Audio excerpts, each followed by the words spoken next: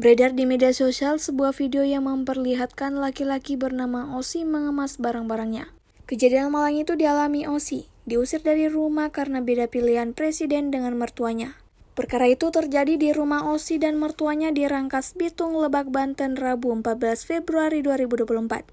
Terlihat dalam video sang mertua memakai baju Prabowo Gibran melemparkan kardus ke arah Osi. Kemudian Osi mengambil baju satu persatu dari lemari dan meletakkannya di kardus tersebut. Peristiwa itu direkam oleh seseorang, lalu video itu diunggah di media sosial TikTok dan menjadi viral. Diketahui Osi memilih pasangan calon Anies Muhaimin saat pencoblosan di saat mertuanya fanatik dengan paslon Prabowo Gibran. Dilansir dari tribunjakarta.com, pertikaian itu dibenarkan Osi saat dikonfirmasi pihak Tribun Jakarta melalui TikTok.